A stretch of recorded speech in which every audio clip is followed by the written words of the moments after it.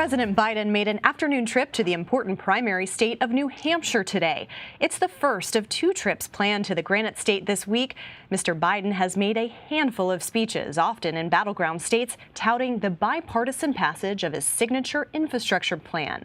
For more on this and other big political stories in New Hampshire, let's bring in UNH political science professor Dante Scala. Thank you so much for being with us, as always. So Biden was joined today by Democratic Senator Maggie Hassan, and I thought it was really interesting that last week she tweeted out a video of her recent stop to the southern border. She was criticizing or critical of Biden lifting Title 42. So I'm really curious how immigration and the southern border might be playing with voters in New Hampshire. Yeah, Senator Hassan is facing an array of issues that are on the front burner for New Hampshire voters, and none of them are working in her favor right now. That includes things like inflation, high gas prices, but also immigration.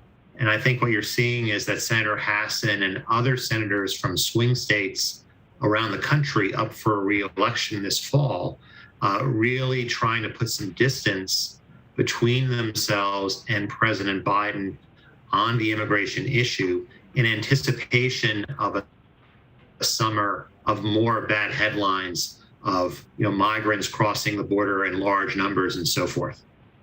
Yeah, it's been really interesting to see some of these vulnerable senators up for re-election create some distance between themselves and the president on this issue. So we'll see how that plays out. I am curious your take more on the Senate race there. Governor Sununu greeted Biden on the tarmac today. And last time you joined this show, Sununu had just decided against a challenge to Maggie Hassan for that Senate race. How has the field shaken out since then? Who do you think is emerging as Hassan's top competitor on the other side? Yeah, I think what we're seeing so far is we're seeing a number of B-list, maybe even C-list candidates trying to fill Governor Sununu's shoes.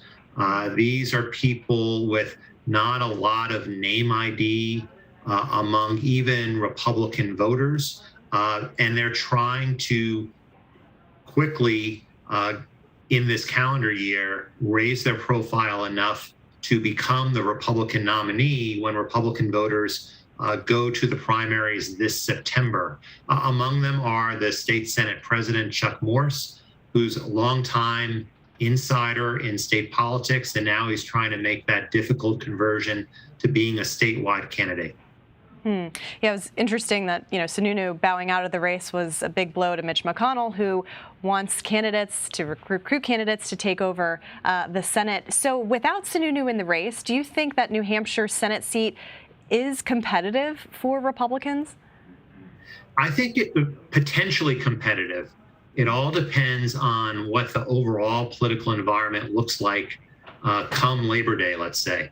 What I've noticed over really the last decade and a half is that New Hampshire is known as a swing state, and it swings like crazy in midterm election years. And it typically swings against the party in power, whether that's the Democrats or the Republicans. This time it's the Democrats.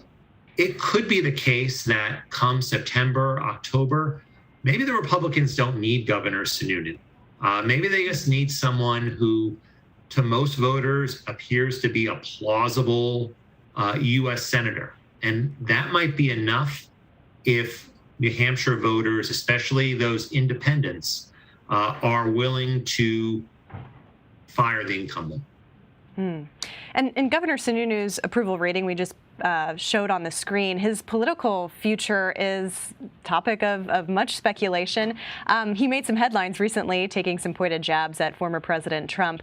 What kind of options do you see for him down the road? Could he be a candidate for higher office? I mean, New Hampshire, of course, is a critical primary state in the presidential election. Yeah, there's been a lot of talk, which the governor's not exactly discouraging, about 2024 and whether he will throw his hat in the ring. And I do think that the governor would like to put some distance between Donald Trump and the Republican Party. I strongly suspect he would like to be at least among the leaders, if not the leader, who takes the party in a different non-Trumpy direction. However, that's something that's certainly easier said than done. I guess one thing to poke fun at the president at a Washington, D.C. dinner in front of lots of media.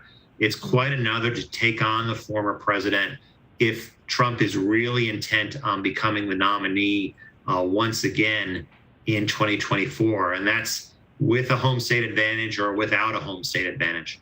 Yeah, it'll be interesting to watch these figures either distance or connect themselves to the former president, and I guess much will depend on the outcome of the midterms. But New Hampshire, always a state to watch in the midterms, the primaries, and the presidential.